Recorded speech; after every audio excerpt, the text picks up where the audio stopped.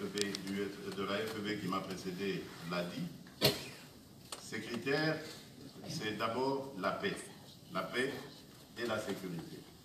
Sans cela, aucun investisseur sérieux ne peut venir tenter une aventure en République démocratique du Congo. Ce pays, en ce moment, connaît encore quelques poches de violence, mais nous sommes engagés pleinement pour éradiquer tous ces phénomènes et ramener la paix et la sécurité, à la fois pour nos populations, mais aussi pour toutes les personnes qui viendraient investir de manière totale sur l'ensemble du territoire de notre pays. Et je suis très optimiste car les résultats sur le terrain nous montrent suffisamment qu'il y a des avancées considérables. En Ituri, par exemple, où on a failli encore connaître d'autres exactions, l'armée s'y est déployée et a réussi à éradiquer tout cela. La seule inquiétude reste au niveau de la région de Béni, doublement là-bas, parce que non seulement il y a encore quelques groupes armés qui sévissent, dont principalement les ADF, groupe armé terroriste, on va dire, qui a fait allégeance à l'État islamique et qui demande une collaboration des services d'intelligence de la région, ce qui est fait déjà par mon initiative, et qui va nous amener à davantage exercer des pressions là-dessus. Et l'autre phénomène, vous le connaissez, c'est malheureusement la fièvre à virus Ebola, qui sévit dans la région, qui a fait beaucoup de ravages, mais qui là aussi, on peut dire, est contenu de manière spectaculaire, en tout cas par un de nos experts internationalement connus, le professeur Jean-Jacques Mouyembe, qui travaille sur la question et qui aujourd'hui a fait reculer considérablement cette maladie. On est passé de 23 cas quotidiens que l'on avait encore il y a quelques mois à moins de 10 cas par jour. Et la maladie est circonscrite, elle reste confinée dans la région de Béni, ce qui démontre qu'il y a une maîtrise certaine. Il y a eu quelques cas à Goma, mais très vite, ces cas ont été pris en charge et complètement réglés. Aujourd'hui, on assiste même à des phénomènes de guérison, et il y a depuis peu d'ailleurs une molécule qui a été mise, pas encore sur le marché, mais qui est expérimentée sur certains malades, la MB114, qui produit apparemment des effets parce qu'elle a à peu près 70% de chances de guérison lorsqu'elle est appliquée. Donc, de ce côté-là, je peux dire qu'il y a des avancées et nous sommes en passe, dans les mois à venir, à ramener totalement la sérénité qu'il faut dans notre population, dans le pays tout entier. Alors l'autre phénomène qui, je sais, a souvent fait peur aux investisseurs dans notre pays, ce sont ces antivaleurs. Ces antivaleurs que nous traînons depuis des décennies, antivaleurs telles que la corruption, la mauvaise gouvernance, l'impunité, l'insécurité quelque part judiciaire et financière, qui font que ça rendrait tout investisseur sérieux frileux quant à tenter l'aventure, pourtant une aventure alléchante en République démocratique du Congo. Et là aussi, je voudrais vous rassurer, nous avons commencé notre exercice du pouvoir en montrant déjà la voie sur ce que nous voulons et ce que nous ne tolérons pas. Il y a déjà eu quelques mandataires d'entreprises publiques et même un ministre, et voire même deux, parce qu'il y en a un dont le procès est en cours, qui ont été sanctionnés pour mauvaise gouvernance. Et cela va continuer dans les jours qui viennent, parce que nous allons ouvrir une agence, nous allons mettre sur pied une agence de lutte contre la corruption, après avoir fait le constat que se limiter simplement à un conseiller spécial qui lutte contre la corruption ne suffirait pas.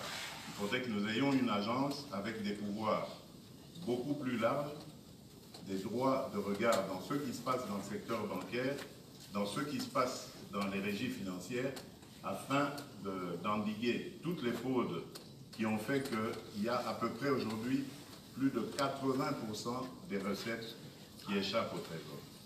Et cela va évidemment nous permettre de renforcer nos capacités. Ensuite, nous avons aussi décidé de combler ce déficit en infrastructure. Déjà d'emblée, en commençant mon mandat, avec le peu de moyens que j'avais trouvé à notre disposition, je me suis lancé dans une politique dite des 100 jours. 100 jours, programme de 100 jours, programme d'urgence. Et ce programme consistait à construire, à aller surtout sur la construction d'infrastructures dans des endroits où les échanges économiques pouvaient être possibles, mais rendus impossibles par l'absence d'infrastructures. Et c'était des routes, c'était des ponts, c'était des barges qui pouvaient permettre des traversées de rivières et d'autres. Donc cela nous a conduit à réaliser certaines choses qui ont eu un impact assez sérieux, assez considérable sur l'économie. Mais nous entendons continuer. Nous entendons continuer parce que ce n'est qu'en multipliant ce genre d'initiatives, comme vous le savez, que nous favoriserons évidemment l'échange national, la libre circulation des biens et des personnes, la facilité. Et pour cela, nous avons aussi mis un accent assez important sur l'éducation et la santé. Cela découle du fait que nous pensons que l'homme congolais est le centre et même le vecteur de tout développement dans notre pays. Or, jusqu'à ce stade, l'homme congolais avait souffert de beaucoup de frustrations. Et si nous ne faisons rien pour arriver à l'épanouissement du Congolais, tous les efforts que nous fournirons, tous les investisseurs que nous pourrons recevoir chez nous n'évolueront pas parce qu'ils feront toujours l'objet de convoitises, voire de sabotage de leurs actions par les Congolais qui ne seraient pas dans ce cas épanouis. Le président de la FEB a parlé de main-d'œuvre qualifiée. Nous allons mettre l'accent sur la formation professionnelle. C'est très important parce que nous sommes vraiment en déficit depuis quelques années de ce genre de personnel. Et aujourd'hui, nous pouvons nous réjouir du fait que nous avons, à travers l'Institut national de préparation professionnelle, l'INPP, obtenu plusieurs accords, plusieurs contrats de partenariat, principalement avec le Japon, qui nous aide beaucoup dans le renforcement de capacités dans ces formations. Mais nous avons également décrété la gratuité scolaire, la gratuité dans l'enseignement fondamental, parce que nous pensons que cela va avoir, et on voit déjà les effets d'ailleurs, l'effet d'amener toute cette jeunesse qui, pour la plupart, était désœuvrée, était totalement inactive, et donc exposée au risque de délinquance. Donc ça va la ramener dans le circuit scolaire et nous permettre donc de former une population qui aujourd'hui est à majorité jeune, mais qui va porter donc les espoirs du lendemain. Et l'autre grand défi que nous avons, c'est celui de l'énergie. Là, il y a d'abord le grand phénomène congolais que tout le monde attend depuis des décennies, Je parle ici du site d'Inga, lequel site d'Inga est pour le moment à sa phase 2 et qui à peu près qui a comme potentiel à peu près 2000, un peu plus de 2000 mégawatts. Mais avec les discussions que nous avons maintenant, il y a un consortium sino-espagnol, je pense, oui, qui est en pourparlers avec nous pour passer à la phase 3 d'Inga. Et celle-ci pourrait porter notre capacité énergétique à peu près 11 000 mégawatts. Mais cela ne suffira pas pour booster tout le secteur énergétique. Et donc nous allons devoir nous rabattre pour cela, à la fois sur les énergies renouvelables telles que le solaire, ou encore sur les énergies hydroélectriques autres que Inga, que nous avons au travers de tous les plus de 700 à 800 sites qui pourraient permettre la construction de micro-barrages. Cette énergie nous permettra éventuellement de diversifier notre économie. Parce que mon souci, c'est celui de sortir du tout dans les mines. Tout jusqu'ici n'a tourné qu'autour des mines et ça ne nous a quasiment rien apporté à nous, Congolais. Nous en avons au contraire beaucoup souffert. Aujourd'hui, notre population est victime de beaucoup de ces activités minières. Les jeunes, j'en parlais tout à l'heure, sont dans les mines. Beaucoup passent leur temps dans les mines et ne vont même pas à l'école. Donc nous sommes en train d'imaginer une politique qui est en train de prendre pied d'ailleurs, de prendre forme et qui va sûrement, surtout aller se baser sur l'agriculture. L'agriculture pour d'abord créer des coopératives, réussir à produire de quoi déjà nourrir la population, mais au-delà, grâce à l'énergie que nous attendons impulser, nous allons également créer des industries de transformation. Nous pourrons donc, grâce aux routes de desserte agricole qui sont construites, évacuer ces produits ainsi fabriqués et voire même peut-être les exporter. Donc je pense que ce programme est très ambitieux et si vraiment il y en a qui sont intéressés parmi vous, je suis tout à fait disposé à vous écouter et à mettre toutes les conditions possibles à votre disposition pour favoriser ainsi ces échanges. Nous avons également le secteur du numérique. Le numérique, je viens de présider la tenue d'un forum sur ce sujet. Dans quelques jours, quelques semaines, nous allons créer l'Agence nationale du numérique parce que nous voudrions numériser notre économie, la rendre beaucoup plus efficace et pouvoir ainsi lever suffisamment les recettes nécessaires, les ressources nécessaires que l'on va pouvoir mieux répartir à travers la population. Donc voilà ce qui est, je vais dire, le programme que nous comptons mettre en mouvement dans notre pays. Je voudrais ici insister sur le fait, avant de terminer, de dire que le Congo d'aujourd'hui est un Congo nouveau. C'est un Congo qui se veut performant, surtout émergent. Et ce Congo attend de la Belgique un accompagnement. Maintenant, ce serait bien. Ne craignez rien, parce que l'image que vous avez du Congo peut expliquer évidemment cette frilosité que l'on peut constater chez les uns et les autres, mais dites-vous bien, en restant de côté, en nous regardant faire, vous ratez aussi des opportunités. le Congo offre beaucoup d'opportunités aujourd'hui. Il veut s'inscrire dans la logique, la nouvelle logique africaine, celle de l'intégration régionale, celle de lien entre nos pays.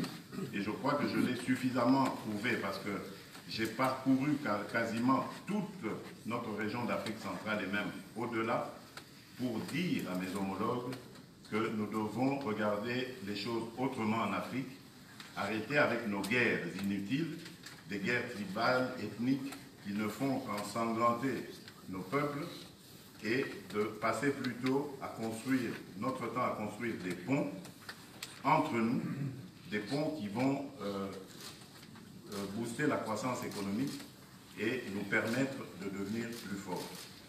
Je suis heureux d'avoir participé il y a quelques mois à la signature et à la publication de cette zone de libre-échange continentale africaine. C'est encore là la preuve qu'aujourd'hui en Afrique, il y a une nouvelle dynamique de gens qui veulent vraiment booster l'Afrique vers l'avant, et ce sont vous, nos partenaires européens, nos partenaires traditionnels en ce qui concerne le Congo, c'est vous de la Belgique, qui pouvez être un bon accompagnateur dans cette aventure qui sera sans aucun doute porteuse de fruits, parce qu'aujourd'hui la détermination y est, l'expertise aussi, mais nous en avons encore besoin d'autres, nous avons besoin d'autres expertises. Voilà, mesdames, messieurs, je vous remercie, et donc je reste à votre disposition pour d'éventuelles questions.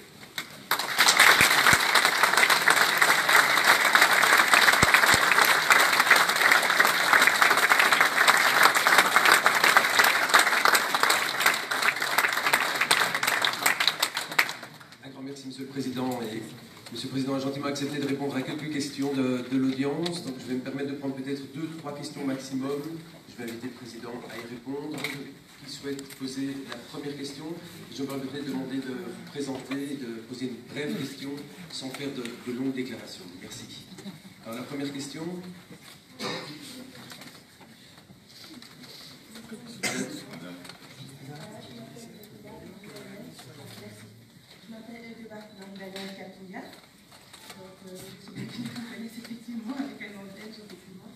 Voilà, moi ma question est, je suis très touchée, je vous remercie beaucoup d'avoir créé le ministère pour la personne à mobilité réduite, donc je suis en chaise roulante.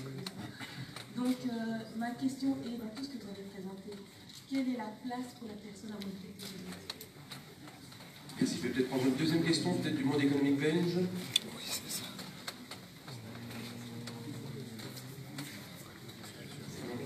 Je vois monsieur là-bas, oui.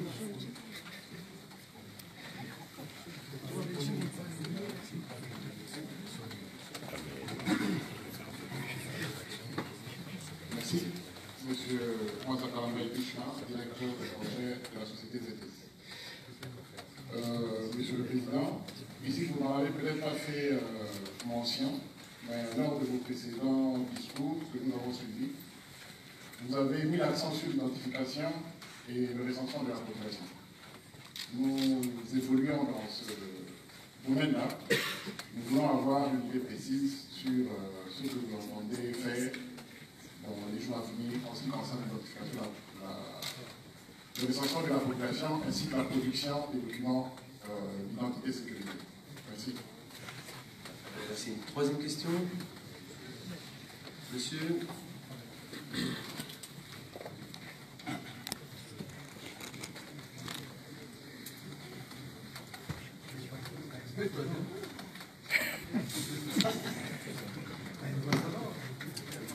Monsieur le Président, je vous remercie. Mon nom c'est Philippe Koukalogi.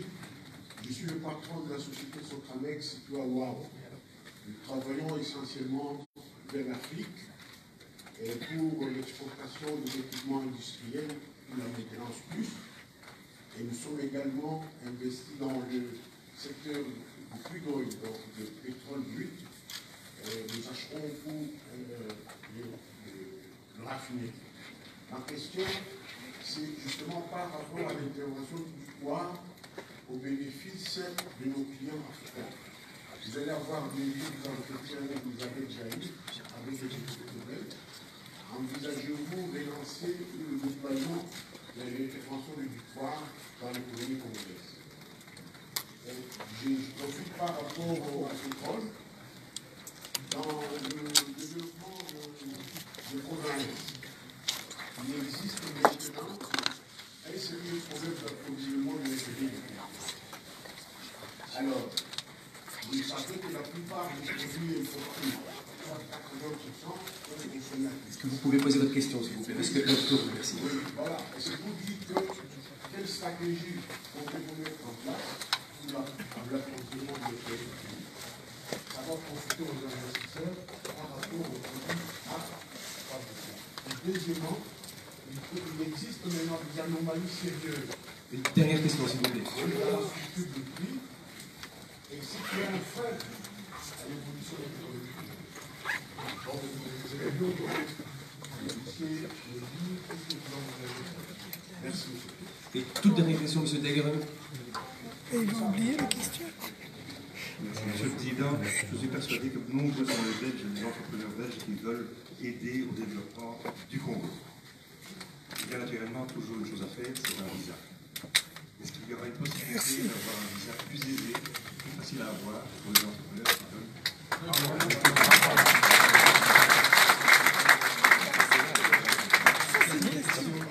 Ça, c'est une question. Là, on ressort la touche de l'entreprise. C'est ça qu'il faut demander. À propos des visas, je pense que, et je m'en excuse d'ailleurs, que si les hommes d'affaires belges ont eu maille à partir avec nos ambassades à ce niveau-là, ça doit sûrement être à cause du gel qu'il y avait dans nos relations. Et je crois avoir déjà envoyé un signal clair en ouvrant la maison Schengen, qui a changé de nom aujourd'hui, et en ouvrant également les consulats. Ça va continuer. Je surveille ça de très près. Et je crois que nous sommes même dans une réflexion, je peux en parler, pour aller sur des modèles comme on le voit au Kenya ou en Éthiopie, avec la possibilité, surtout pour les investisseurs, de pouvoir obtenir le visa à l'entrée même en République démocratique.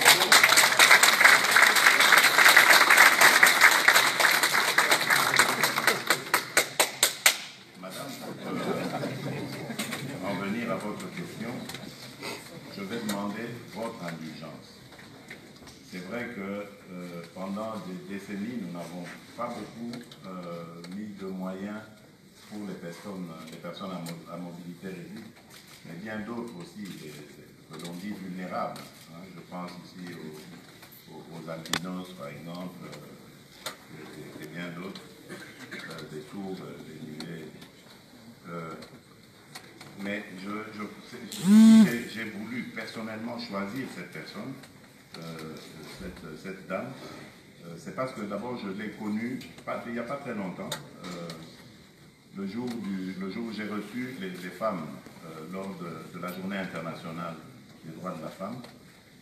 Elle m'avait fait une excellente impression et je me suis dit qu'on ne peut pas, parce qu'elle avait fait aussi son intervention, je me suis dit on ne peut pas imaginer un gouvernement sans une dame d'aussi grande valeur. Elle avait des idées sur la prise en charge, sur la politique prenant en charge les personnes à mobilité réduite.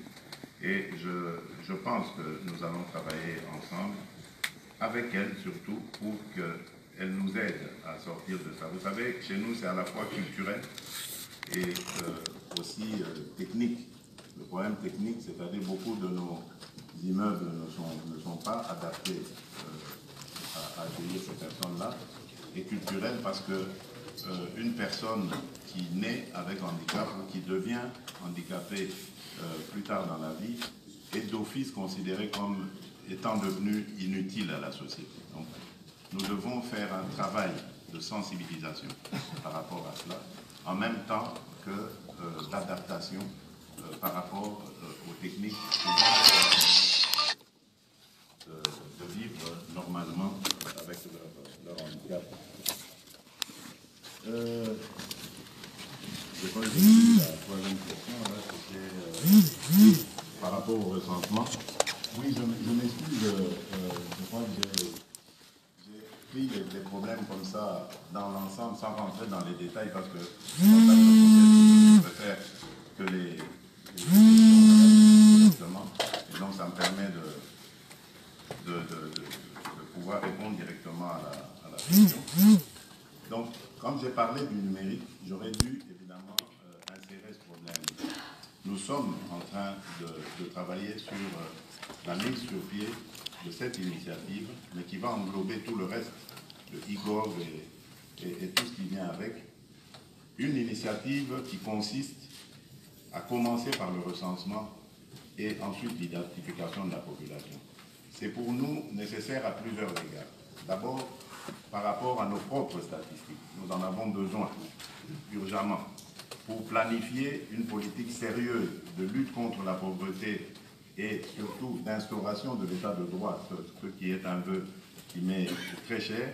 Nous devons absolument avoir le nombre de Congolais qu'il y a dans ce pays-là, et bien d'autres aussi, même des étrangers, la population en général, et même des Congolais de la diaspora, auxquels je fais souvent appel parce qu'il faut qu'ils reviennent nous donner ce coup de pouce. Donc nous avons vraiment besoin de le faire et nous sommes en train de... Je pense que d'ici la fin, avant la fin de l'année en tout cas, nous allons avoir les premiers actes consistant à lancer le recensement et l'identification de la population.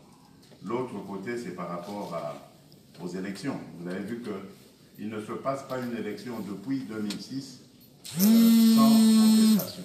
Donc à chaque fois, tout est remis en cause, des doutes, et c'est facile à n'importe qui de dire ah, c'est moi qui ai gagné ou c'est pas moi, etc. Donc c'est donc plus que nécessaire d'avoir ces statistiques, et donc nous n'aurons plus le problème du genre des cartes d'électeurs que l'on a attribuées aux uns et pas aux autres. Toute la population sera connue, surtout celle en âge de voter, et donc il n'y aura plus de contestation de ce côté-là.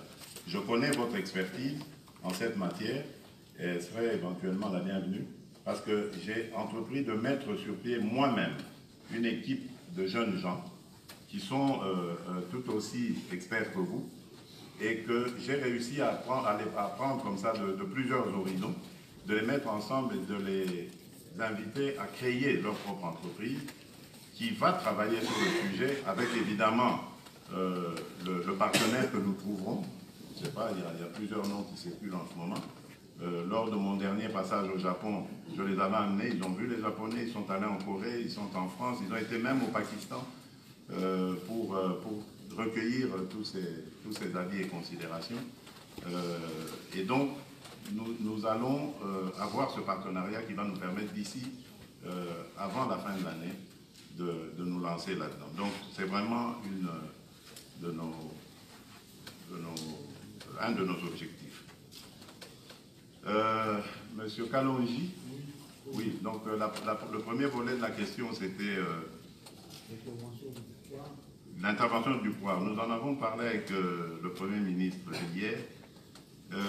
Je crois que ça, c'est une décision qui dépend de la Belgique. Ce que j'ai vu, par exemple, au Japon, c'est que la JICA, aujourd'hui, est vraiment en pointe sur le retour en Afrique, enfin, plus de présence en Afrique et surtout au Congo. Et la JICA, elle, a entrepris de garantir aux entreprises japonaises d'aller investir, les investissements qui vont se passer. Donc, cela ne dépend pas de nous. J'ai cru comprendre, en tout cas, en parlant avec mon interlocuteur, qu'il y avait un intérêt certain à réveiller le Dupoir, à le relancer, à le remettre sur le Congo. Et je pense et j'ai bon espoir que cela va aboutir. Il n'y a pas de raison. Alors, par rapport à la distribution du carburant, ça c'est un besoin important. un problème important plutôt que vous posez, et qui fait que, évidemment, nous avons cette disparité de prix selon qu'on se trouve à Kinshasa ou à l'intérieur du pays. Nous avons plusieurs possibilités. Il y a la possibilité déjà que nous avons envisagé des infrastructures, de les améliorer davantage, parce que c'est à cause de cela aussi que lorsqu'on les répercute sur les prix, le coût du carburant, c'est ce qui fait que ça revient beaucoup plus cher, mais également il y a la construction de pipelines. Nous sommes en pourparlers avec de partenaires importants avec lesquels nous voulons nous lancer dans cette aventure de pipeline qui va faire beaucoup de bien à notre économie. Idem pour la structure des prix, qui pose également un sérieux problème, mais là, je préfère laisser à la nouvelle équipe gouvernementale qui est mise en place le soin de terminer la mission que je leur ai donnée à propos de la structure des prix. Parce qu'il y a à boire et à manger là-dedans, donc on ne va pas s'en sortir si chacun y va avec ses recommandations. Ici, je préfère attendre que le travail que j'ai donné à la nouvelle ministre de l'économie nationale, de me faire le rapport, ainsi je pourrai en savoir plus. De toutes les manières, vous aurez très bientôt de nos nouvelles parce que cela fait partie d'une de nos priorités. Nous savons très bien que ça aura une incidence positive sur le prix des denrées de première nécessité. Voilà ce que je peux dire à ce stade, en espérant avoir répondu à vos préoccupations et en vous remerciant pour votre attention et surtout pour l'intérêt que vous manifestez envers notre pays, la République démocratique du Congo. Je vous remercie.